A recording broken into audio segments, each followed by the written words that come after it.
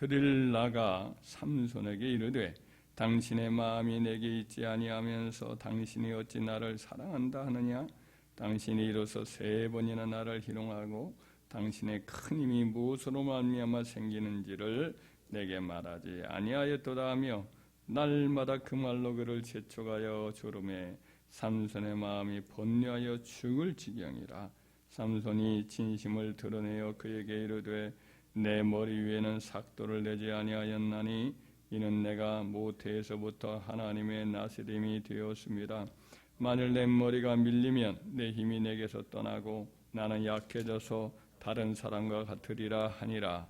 들릴라가 삼손이 진심을 다 알려주므로 사람을 보내어 블레셋 사람들의 방백들을 불러 이르되 삼손이 내게 진심을 알려주었으니 이제 한 번만 올라오라 하니 블레셋 방백들이 손에 은을 가지고 그 여인에게로 올라오니라.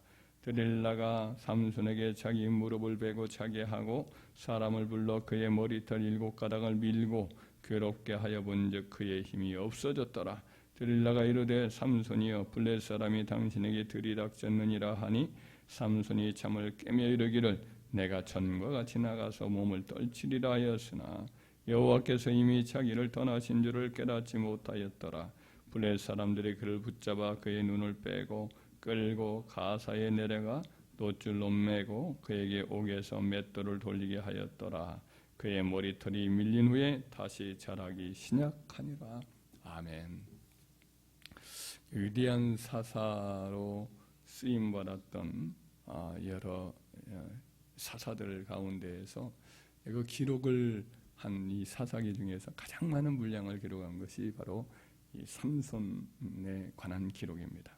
단 지파 출신의 사사 기도는 이제 그 당시에 오랫동안 이 나라를 괴롭히던 그 블레셋 민족이 지금 이제 팔레스타인 서부 지역에 있는 팔레스타인들 사람들이죠.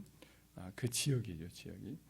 그 블레셋으로부터 오랫동안 이제 시달리던 이스라엘을 구원하고 그들을 보호하도록 하나님께서 평생 나시린으로 불러서 쓰셨던 하나님의 일꾼이었습니다. 그가 사사로 쓰임받기 시작한 때가 아마도 한 20대 초반 아니면 중반 정도였으리라 생각이 듭니다.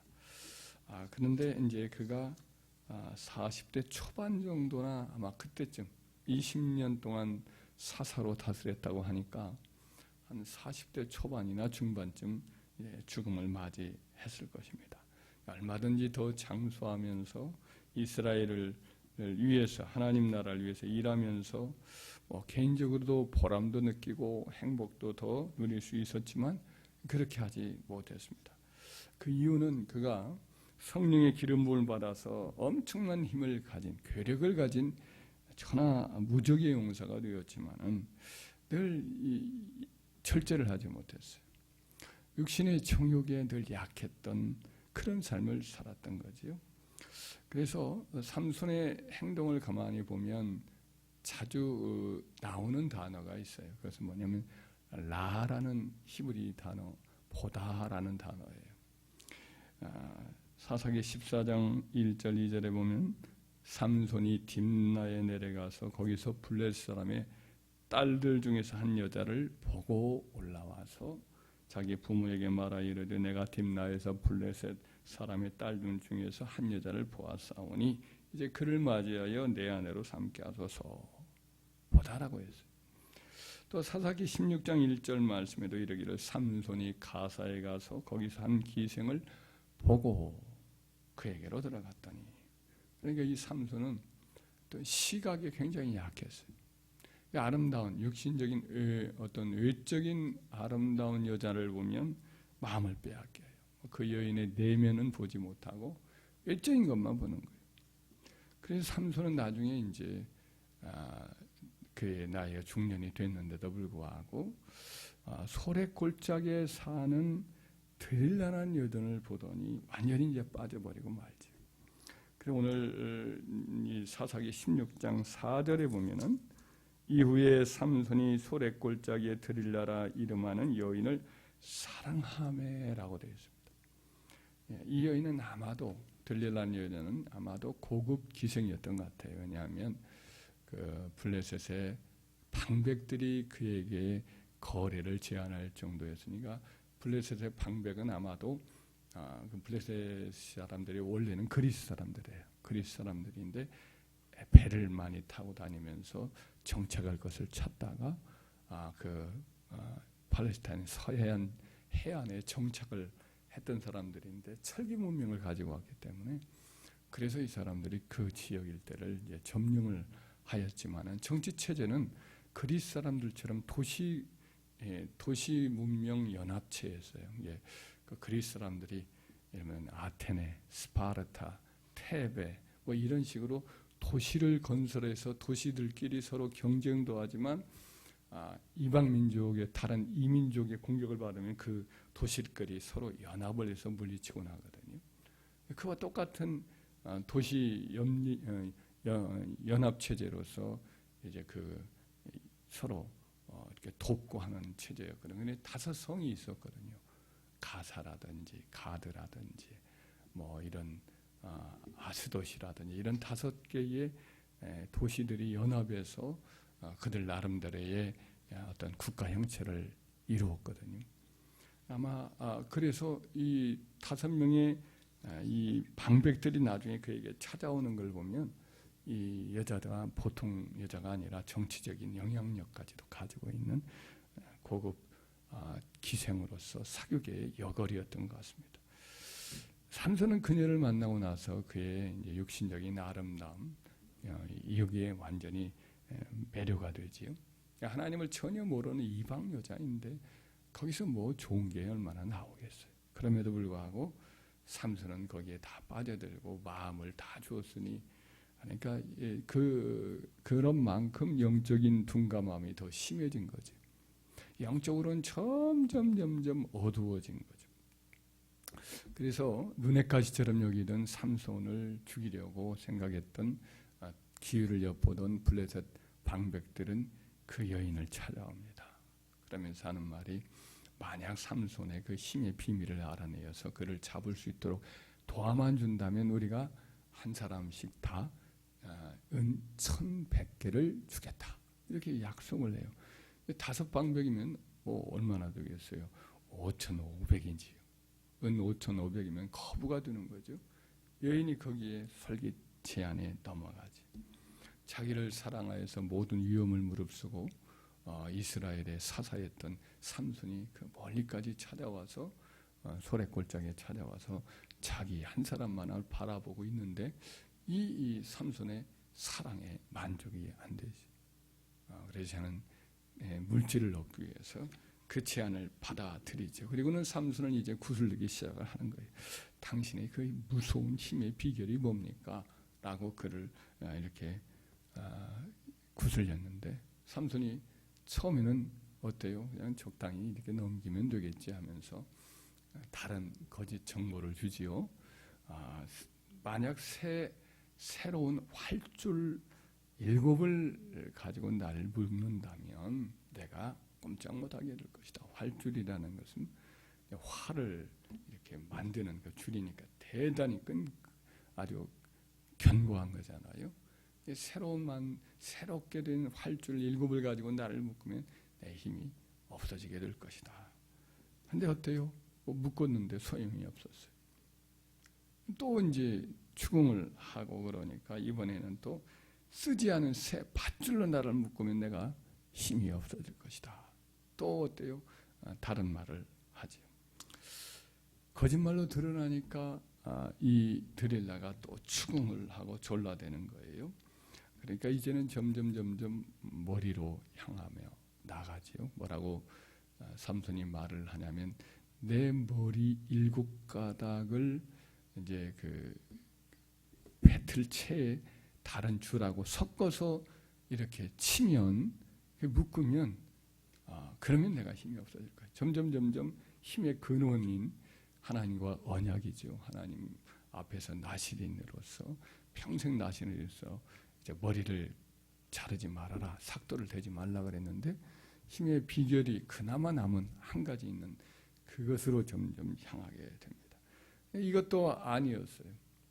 그러니까 점점 막 이 여인이 졸라대고 울면서 날마다 당신이 나를 사랑한다는 말은 거짓말이라고 하면서 졸라대니까 번뇌해서 삼손이 번뇌해서 죽을 지경이 되었습니다.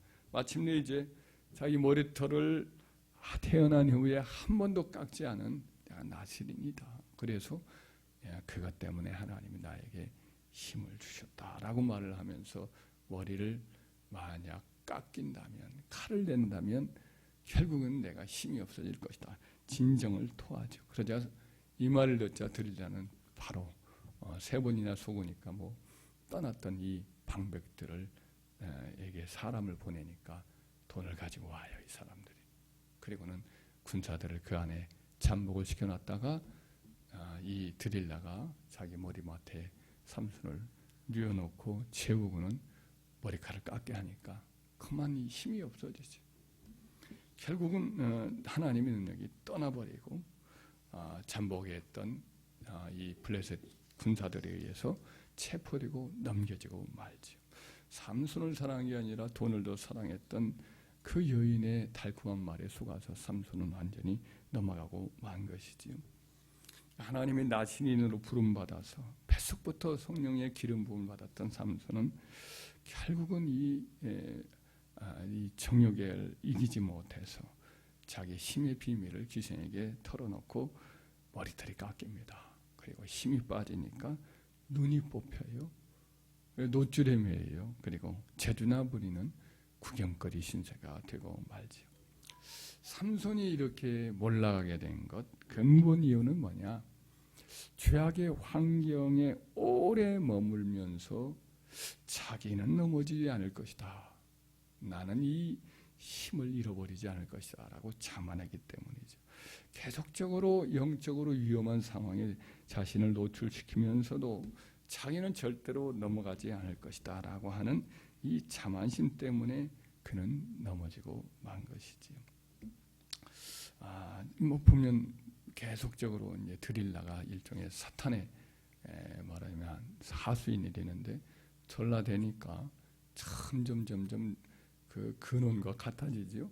밧줄 혹은 뭐 활줄 다 가늘고 긴 거니까 머리카락과 좀 비슷하잖아요.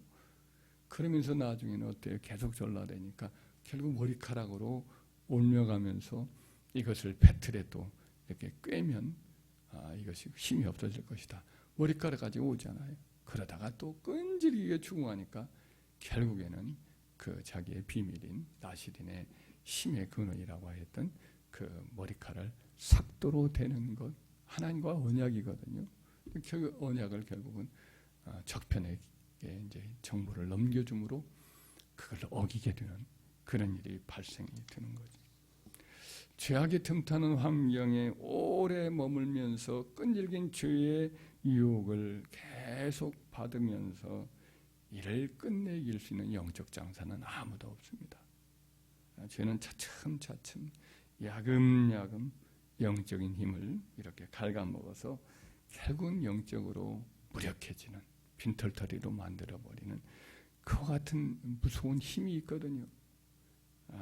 그래서 사람은 아무리 위대한 영적인 사람일지라도 그가 어떤 환경을 택하고 어떤 환경 속에 자기가 머무는가 이것을 스스로 잘 조성하고 자기 영적인 환경을 잘 갖고 나가지 않으면 그 환경에 영향을 받아서 넘어질 수가 얼마든지 있는 거죠.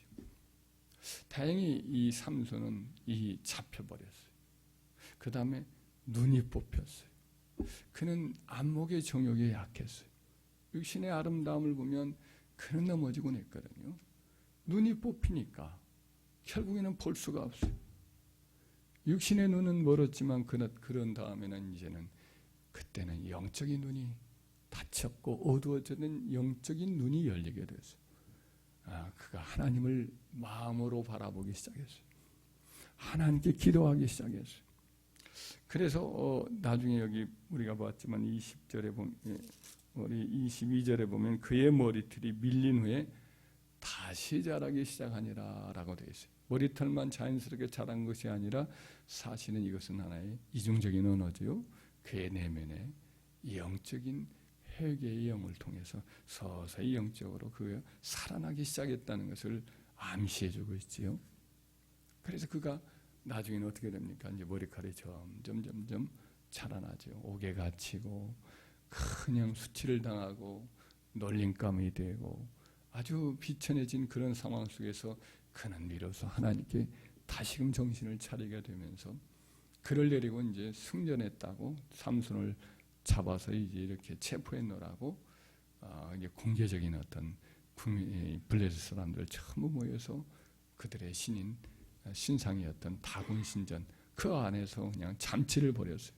사람들이 구름대같이 삼손을 보려고 몰려는 거죠. 우리를 그렇게 괴롭히던 삼손 이렇게 잡았으니 한번 보자. 그가 눈이 뽑혀서 그냥 원숭이처럼 재주를 부리고 있다더라 하면서 다들 몰려서 즐겁게 잔치하는데 지붕 위에만 3,000명이 모일 정도로 정각의 사람들이 꽉 들어섰어요.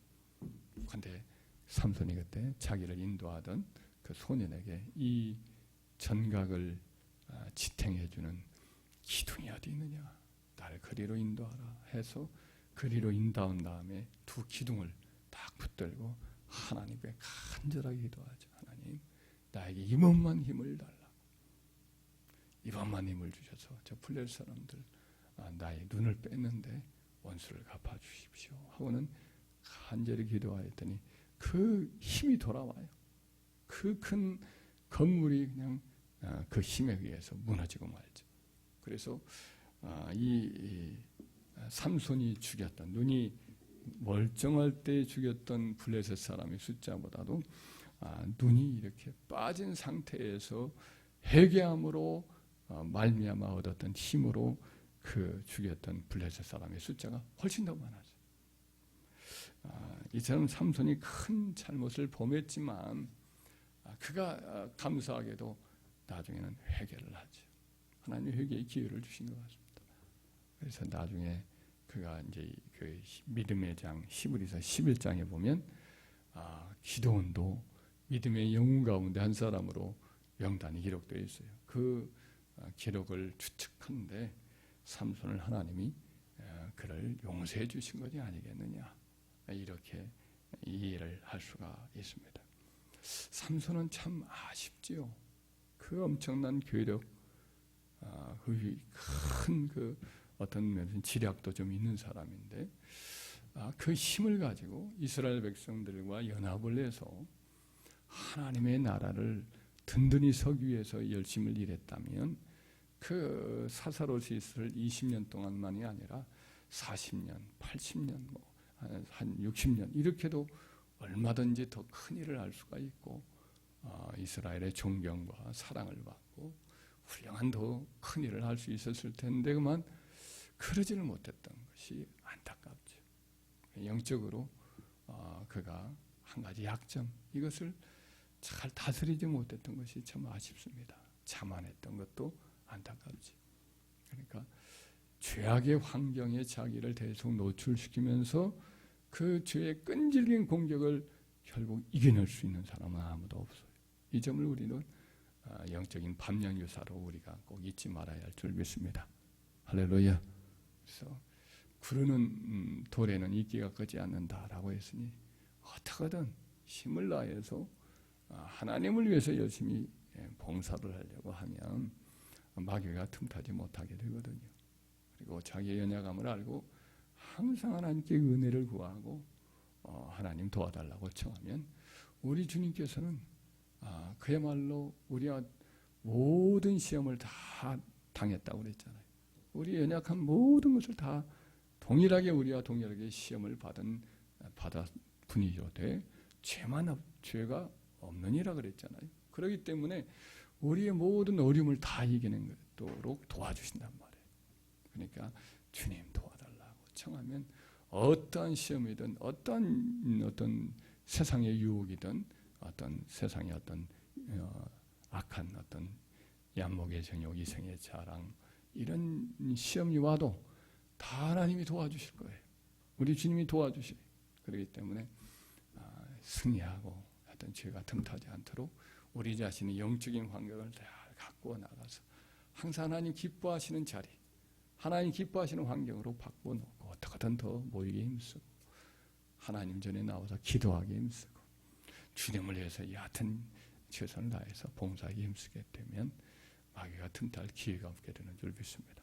저와 여러분들이 그런 점에서 다윗도 그렇게 자칫 이렇게 전쟁의 터에 있어야 되는데 돌아와서 낮잠 자다가 넘어지잖아요. 얕은 주를 위해서 힘을 다합시다. 할렐루야. 어떻게든 더 열심히 남은 생에 주님께 기도하고 은혜를 입어서 주를 위해서 뭔가 열매를 맺겠다라고 다름질 칠 때에 우리는 넘어질 틈이 없게 되고 더 성령의 기름 부음을 받아서 주님 앞에 쓰임을 크게 받다가 많은 열매를 맺고 주 앞에 서게 될 줄 믿습니다.